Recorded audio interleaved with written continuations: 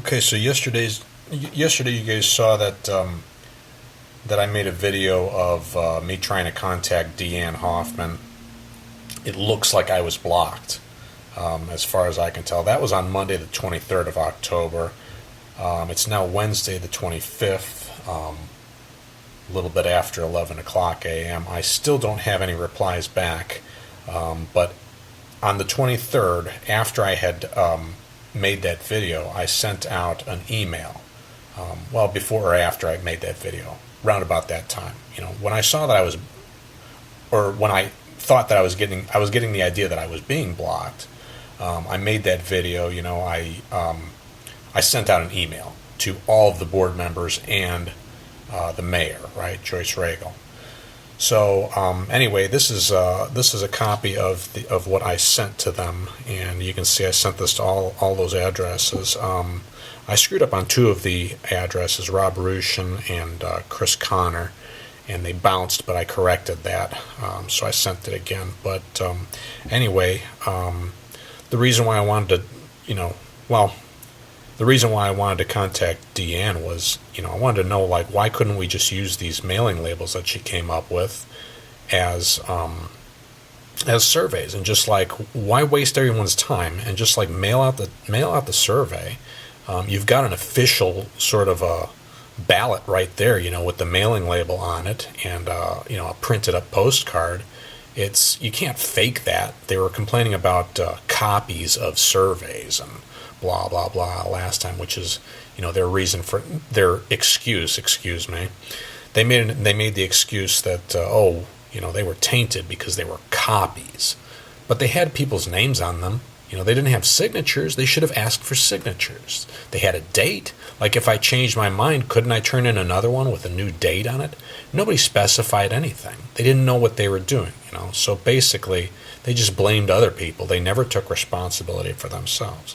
So here they go again. They're doing the same thing. They're narrowing everything down. They're making these goofy little funny rules, and nobody is talking to you. You question them, and you try to question them. They block your phone number. And, one of them has blocked my phone number. And I wasn't, I've never been nasty to her. I've always been courteous to her. But it's I'm a resident. Why is it that I can't talk to you? So I said, okay, maybe I'm just too much of a big bad wolf, right? So I'll just send them an email, right? Well, is this nasty? Is this a nasty? I'll read it to you guys here. Is this a really nasty email to these people that I can't get a reply from a single one of them? What's going on here? Just to show you that they're botching the job. They just don't care. They're just going to do whatever they want to do. You just have to sue them. The whole town has to get together and sue these people personally. Can you do that? Is there any penalty for screwing up your job? When you stand up to represent your village in an official capacity, is there any responsibility if you do a poor job, or if you just don't do your job? You just abrogate the responsibilities of your job and just say, well, I'm just not going to do a good job at all.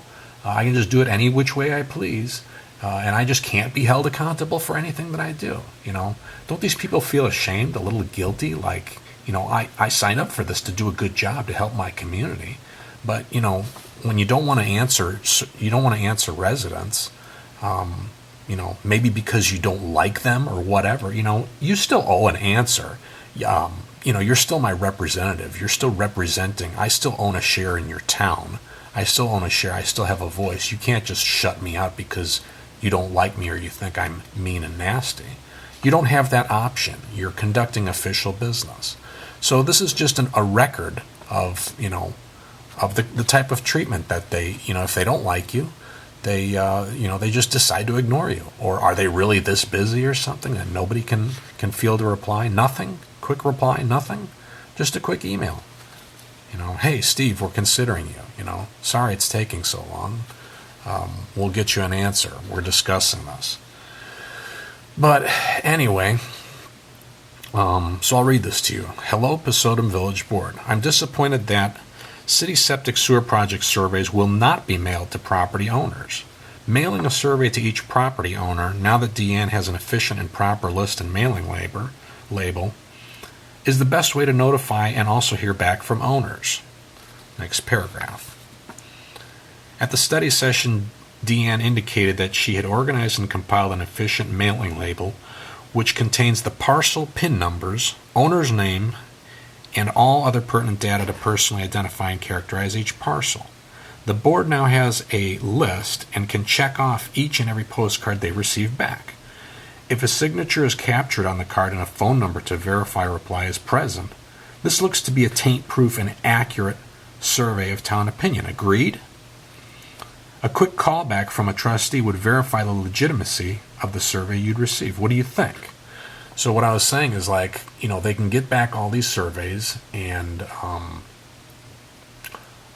they can call back residents, and or even mail back residents. If they want to do a real thorough job, they can send another letter out. If they send the survey and then scumbags come in and like grab blank surveys and fill them out and sign them with fake signatures and this, that, and the other, they can verify. They can just like send another thing through the mail in a sealed envelope and say, was this really you? Was this really your reply? I mean, there are ways of doing this, right? But this whole in-person thing, it was supposed to be for information purposes.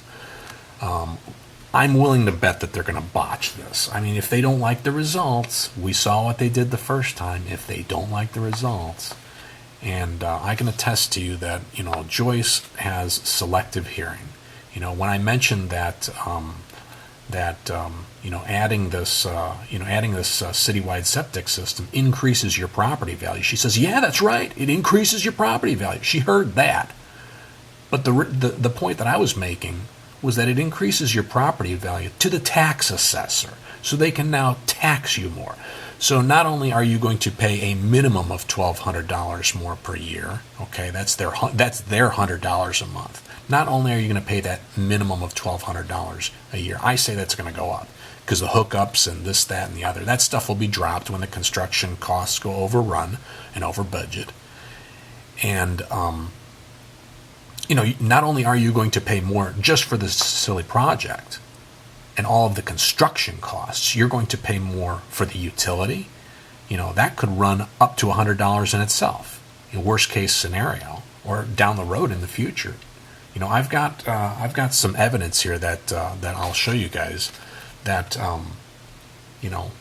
80 to 90 extra dollars gets tacked onto your water bill. Not for use of extra water, but that's how Illinois American Water is billing for the septic. They don't have a septic meter. They don't charge you based on what's coming out of your pipes. They charge you based on the water going in.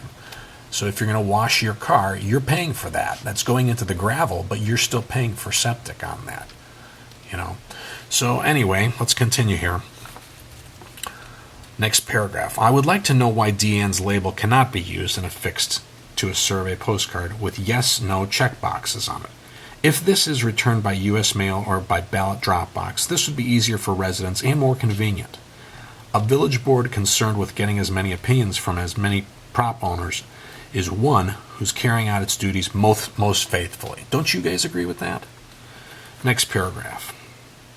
At that, you will accept a less than At that, comma, will you accept a less than 50% return rate? Question. Receiving less than 50% of the public opinion is a pretty big failure, and the method which Joyce has chosen limits total replies. Ray was warning about this at the last regular meeting. Next paragraph. I think most of the trustees anticipated chasing down homeowners who would not answer the call to the survey. Will trustees be canvassing after the third and last November 8th drop-in survey session? I'd like to hear each of your thoughts in a group reply or reply all. I look forward to hearing from each of you. Thank you. Sincerely, Steve Barrows. So that's what we have, guys. Are these guys being honest by not answering me? Am I being unreasonable in this email that I just deserve, no answer at all? I mean, are they being fair with me? Are they going to be fair with you? Do you have confidence in these people? Even though we have some people on the board, Nate is supposed to be a no voter. Jen is supposed to be a no voter. The other ones I don't know about. Deanne, I think, is a yes. Joyce is a go, go, go yes. Damn the costs. Yes, yes, yes. Chris Connor, don't know. Todd Jameson, he looks like a yes. I think he is. Rob Rushin's a yes. I don't know. Am I forgetting about anybody else here? I think that's it for now. But anyway, what do you guys think? What do you guys think? Are they being fair? Is this fair? Are they doing their job? And what consequences do they have for not doing their job? What if they just decide, well, we don't want to answer residents. We're your trustees, but we don't want to talk to you. We don't want to talk to you if we don't like you. Or we don't want to talk to you if this or if that. If you don't kiss our butts, if you don't love what we do, if you don't love the way that we're doing, we don't want to talk to you. So what do you guys think? All right. Talk to you later.